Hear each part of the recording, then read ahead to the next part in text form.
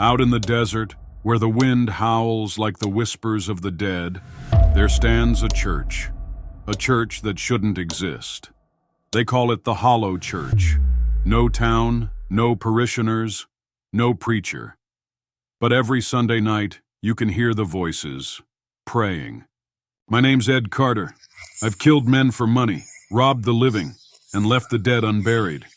Never believed in heaven, never feared hell. But I fear that church.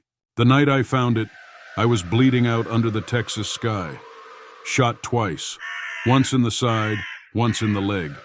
Lost my horse, no water, no chance, just me and the buzzards waiting. Then I saw it. A church. It wasn't there before. I was sure of that. The land was empty when I passed through just 2 days earlier.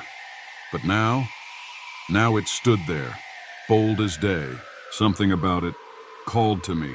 When I stepped in, the wooden doors creaked, but the sound stretched too long, as if the church was breathing me in. Pews lined the aisle, but they weren't empty. Shadows sat there, rows and rows of them, unmoving. Not people, shadows. Then I saw him.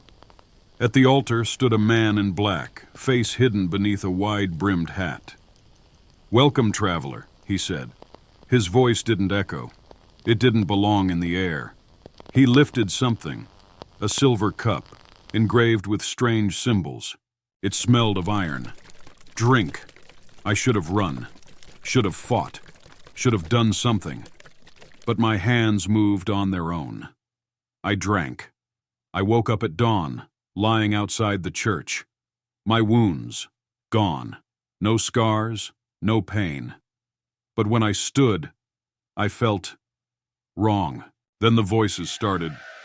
"Come back, Ed. Come back and pray with us." I rode hard. Didn't stop till I saw the lights of Red Hollow. At the saloon, I told my story between drinks, laughing, thinking maybe I'd just dreamed it all. But no one laughed with me.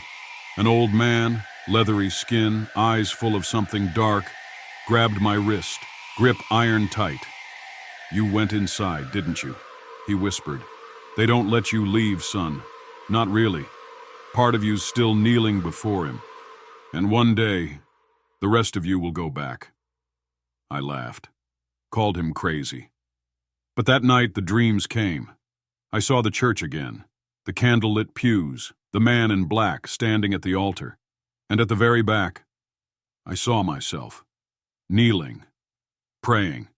But it wasn't just me. Dozens of versions of me. Different clothes, different ages. All lined up, all kneeling. Some were fresh like me, others were just bones wrapped in old rags. I woke up gasping, drenched in sweat. Then I saw it, scratched into the wood floor beside my bed, carved by something sharp. "Come home." I rode west, pushing as far as I could. The further I got, the quieter the world became. No birds, no wind. And the dreams, they got worse. Every time I slept, I saw myself closer to the altar, kneeling a little further up the aisle. And each morning my hands were stained with dust. One night I woke up with my boots covered in desert sand, the same fine red dust from the Hollow Church. I hadn't left my room. I hadn't left my bed. Had I?